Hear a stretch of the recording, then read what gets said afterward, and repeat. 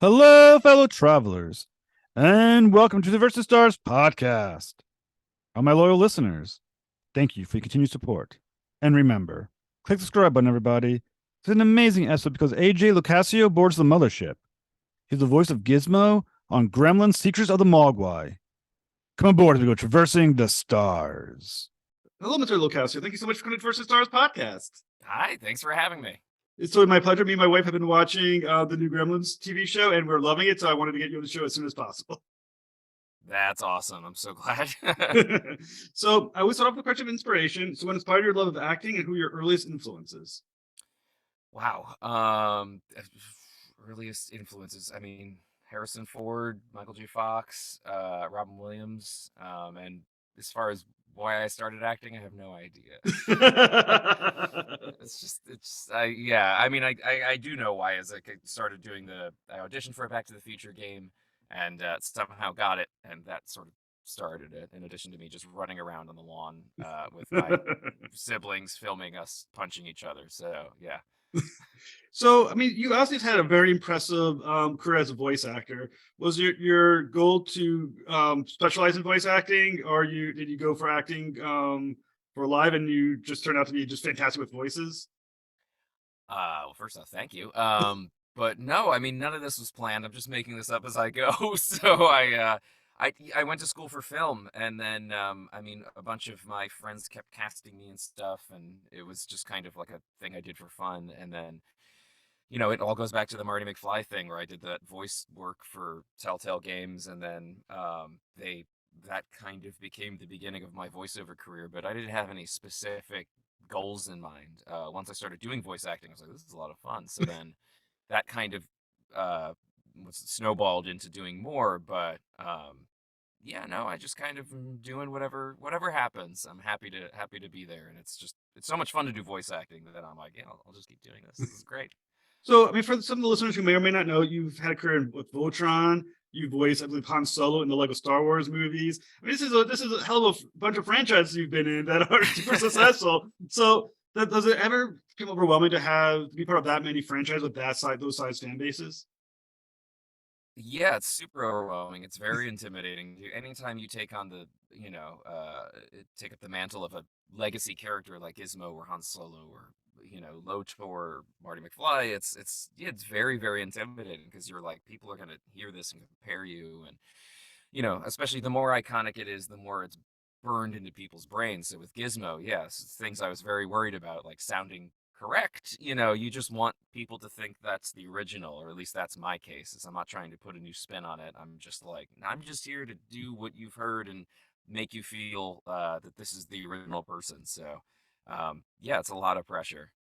Now, if my research is correct, the original Gizmo's voice is Howie Mandel, Yes. which is a hell of an act to follow. Yeah, The no, famous totally. comedian. So, when did you know you could actually do Gizmo's voice? Because it's not just like regular voice acting. This is a whole different types of sounds and everything else that's very specific to this character. So, how did you know that's something that you're able to do well?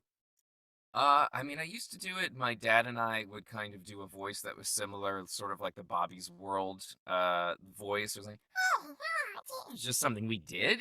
So it's funny. I never thought so much of voice acting is like, we want a grounded, real performance, or we want it to sound vocally very grounded. And so this is, more like a D. Bradley Baker or Creature type thing where you're channeling something that's, not typical. So it's a voice that I did for fun, but I never thought that anyone in their right mind would ever ask me to do it professionally. So, yeah, I didn't expect this at all. I forgot what your question is. Does that answer it? Yeah, it totally does. Okay, all So, right. I mean, when you're reading the script for Gizmo, I mean, are there words or is it just make cute sound? I mean, like what is there for you to like build in or like grab onto and perform? It's basically a description of what he's saying. So it might say like, Gizmo grumbles. But yeah, with Gizmo, basically the scripts would be descriptions or intentions of what Gizmo was saying, and sometimes there'd be words, but it was essentially I would just sort of sand down whatever the concept was. Like if it was like look out, I'd be like, ah! There'd be some sort of sound I'd have to come up with to sort of match the beats or of the intention, but there were no ever real words other than like L or Sam and stuff like that. Mogwai, bright light. So, I mean, obviously, the TV show we're talking about is Gremlins: Secret of the Mogwai, which was again great show. I love it. As even as adults, me and my wife sit and we've been enjoying watching the episodes. So, how did you find, or how did they find you for Gizmo for this TV show?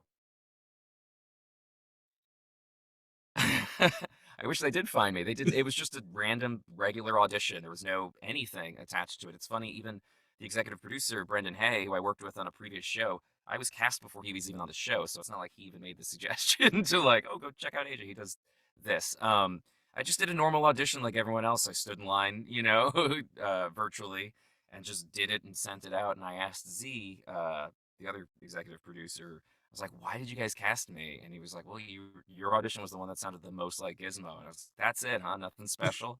And he's like, "Yep." I'm like, "Okay," So it was as random as that. Now, once again, performing Gizmo and wasn't with because he has a limited use of vocabulary. Usually, it's the sounds he's focusing on. How do you convey a range of emotion and thoughts doing that? I mean, it's the same as a person or an animal, and where we give off certain moods when we're doing, when we feel sad. There's, for Gizmo, it's like there's little how do I say it, like there's emotion through the sound whether there's words or not. A nonverbal character like that is or was nonverbal the right word? I don't know. Non Yeah. speaking character, it still conveys sad, and it's the same sort of feeling. He does have the benefit of being able to speak Mogwai, so he can be like when he's mad or whatever. So there's you know, um, it's very similar to acting in any other way. It's just at a higher pitch and without words. So when you're creating this, obviously there's these two prior movies where there's already sort of a language for Mogwai that's been established in the first Gremlins and Gremlins New Batch. So how much of it is using that old language, and how much is it the creativity to determine the like new sounds? I mean, I relied on the writers or the directors that were guiding me throughout. Can I say this word? How hard is he saying this word? Or because even with certain characters, I feel like we would wait until later in the season before he'd really be able to say like, oh, there's certain things that's like, okay, he's learning the language, but as far as his vernacular goes, I mean, it just kind of, we were making it up. It's so far before the movies that it's just kind of the intention or the gibberish that you'd expect him to say, but we weren't Hmm. pulling exact sounds because there is no one-to-one language. It's not like Huttese or something from Right. Star Wars where someone went and translated it, as far as I'm aware. So like certain things like or, or things that exist, but it's yeah, it was mostly just a discussion every time when there was something where you had to point out something directly or whatever it was.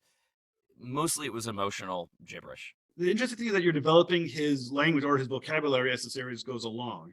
So how much lead time do you know eventually by this episode he's gonna be able to say this or that word, or I'm gonna be able to grow him in this way or that way?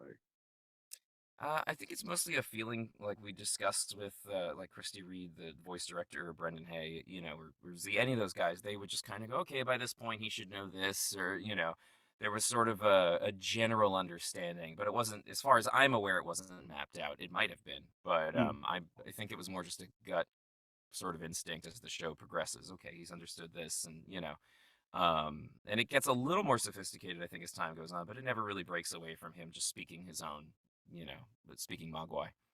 And I mean, the cast on the show is fantastic. Ming Na Wen, BD Wong, James Hong. This is a great cast. So Yeah. was this because I know sometimes when there's animation voice acting, you guys are all in the room together acting. Was it like that? Was it separate? It was all separate because it was all over the pandemic. Other than the last bits of the last season, it was all done virtually, and none of us, even still with shows, we're not allowed to really be in the room together. So other than the first 2 or 3 episodes, and then the pandemic hit. So because we've been recording this since 2019, um, so it's been a long process. But no, yeah, we never really sadly got to be together, other than the first couple episodes. So how much more challenging is that to base your performance on? I guess it was be recordings, or was it, or you just know your part, you're doing that, and then they're just meshing it all together. I mean, I rely on the voice directors to just kind of give me the idea of, because so much of it's like, okay, where am I? I'm hanging from a chandelier, and I need someone to paint me the picture, because so much of it's reliant on the storyboards, and that's really what I guess the advantage is they know visually where people are going to be. And in some cases, if someone's recorded before me, we can either hear their performance or they have it memorized. So it's really just a matter of like you just keep firing into the dark and trust the directors and that they'll guide it and mesh it together. And I feel like it's hasn't really been done quite like this before, so it's we're lucky it works out. But you hear about stuff all the time, like in Toy Story or something. It's like, yeah, Tom Hanks and Tim Allen never met until the premiere. So it's pretty common in voiceover, especially with like video games and stuff. So, I mean, the great thing about Gremlins is that the franchise is almost 40 years old. I think it's up to 39. I think it's 39 years old now, the franchise. So, in your opinion, as someone who was a fan growing up with Gremlins, why do you think it amassed such a loyal following? It's to me, it's got the perfect combination of like sweetness and horror, and I mean, the Amblin era of filmmaking in the 80s is so special and so nostalgic and well made. I mean, it's a well made series of movies, and you can't really, it's inescapable when something's well made. There's a reason it endures for so many years. Mm, And Gremlins is its own unique thing where you have the heart of it, which is Gizmo, plus, the sort of the Gremlins. It's so enticing. And then especially the second movie just really, you know, turned everything upside down and made it even more memorable in my eyes, where it's almost a parody of the first one. And they're just super memorable. They're such perfect movies that it makes sense that they're enduring. Like anything else, of that era, like Indiana Jones and Back to the Future and all that stuff. You're like, yeah, mm. this is going to be around forever because it's so well constructed. So, as someone who grew up as the fan of Gremlins, how does it feel to be on the other side of the fandom and have the fans looking to you now as Gizmo and part of the Gremlin fan base? Weird. I don't know. It's really weird. I feel like I've gone through this emotion a couple times now where I'm like, it's very surreal. There's no part of my brain that will ever be able to accept it. There's just sort of the joy of being like, thank you for, you know, believing my ruse. That but especially with voice acting, you're never truly any of these characters in any way. You're just there to lend a hand. Mm, I consider myself basically I'm like an animator or director or whatever it is. I'm just part of the storytelling team. So mm. it's nice to be on that side of the production. It's really surreal, but yeah, I would never be like, I'm Gizmo. It's just kind of I'm here to help. Yeah. So for our listeners and fans of Gremlin Secret of the Mogwai, what can we look forward to in the rest? It just gets crazier in the best way. So there's a lot to look forward to in it. I feel like it keeps amping up in a way that's really satisfying and kind of a place we haven't really seen Gremlins go, but also should feel very familiar. So I'm I'm very excited. There's little things that happen throughout the show that are just like, wow, I haven't seen that in kids entertainment since the 80s, where Mm, there's not as much hand holding, but it's also not going to horrify kids, right, hopefully right. beyond their ability to Like, function. like the vomit of the Gremlin scene. Yes, exactly. There's so much stuff like that. It's yeah, the I don't want to spoil anything, but yeah, it's great. Do we have any news on an upcoming season? Yeah, we have a second season on the way. I have no idea when it's coming out. Like with all things Gremlins, there's usually a lot of chaos involved. But yeah, I'm super excited. We're gonna get to see, I mean, more Gremlins. That's essentially what I'm excited for. But yeah, we'll see whenever that comes out. I have no And idea.